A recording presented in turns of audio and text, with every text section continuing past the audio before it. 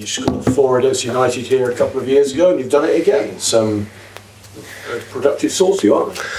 Yeah, that's very nice to be able to do that. Of course, I think overall a very good performance. I think we were completely in control of the game from more or less minute 1. Even a minor setback with their goal, where I think we made we conceded I can say a goal that was a little bit unlike us the last 10-12 games. First a little bit mistake, then another mistake, and then didn't defend well enough. But anyway, on top, pressed aggressively, winning the ball back a lot of times, half transitions, bigger transitions, but also when we were up there, we produced a lot of crosses, playing right on the side, and 2 of the goals are fantastic. Kevin Schade's 2 headers are very good, a set piece, and then the 4th goal was maybe the best of them. So very happy with the performance overall, clearly and well-deserved win. That's never easy in the Premier League, and do it against Man United is a massive club. Yes, we know they have struggled a little bit, but very happy with that. Of course, a few bits in the end I would like to have avoided, but we'll look into that. What does it say about your team though? You say United are a massive club, but it's not even seen as a major shock, Brentford beating Manchester United. What does that say about your team? Yeah, I think the club and the team are developing and adding those extra layers constantly. And we basically from the first year in the division, we respect everyone but fear no one. We believe that we can win every game. We try to go for that win. Sometimes we win, sometimes we lose, but we really, really, really believe it every single time. The players are fantastic. It's been a fantastic group, or it is a fantastic group to work with. Now we have 3 players that have scored 10 goals or more. 46 between the front 3 is unbelievable number of goals, and to have that in any club is incredible. But for us to have it I think is an even bigger achievement if I'm honest. And I think we're the only club this year who managed to do that. So that I'm very proud of. Of the 3 players, of course, of their teammates that are producing all the assists, and the staff they're pushing them. Thomas, Schade doesn't get the same attention that was an Mbeumo do, but how important is he to the way he plays? I think he's grown a lot this season. He's another player that we spoke about it previously in this season, but for him growing, scoring 10 goals. Everyone know how difficult it is to score. Not many players have scored 10 goals in the Premier League in their career. And he will most likely become even better next year. That's the plan, hopefully.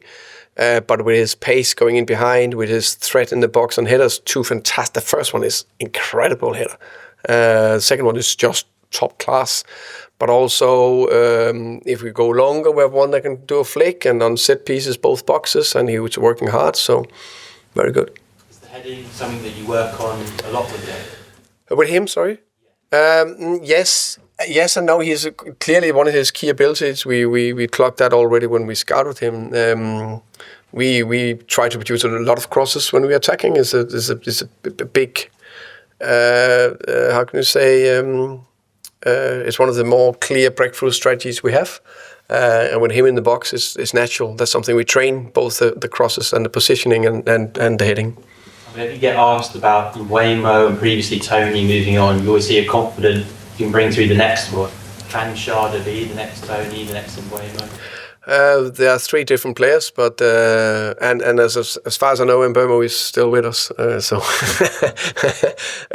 But I am confident that we can develop the next goal scorer. We're up to 9th now in the table. I mean, European competition is a real possibility now, isn't it? Yeah, we spoke about before the Brighton game that, and I rarely say that to the players. It's more about performance. But this game, we need to win.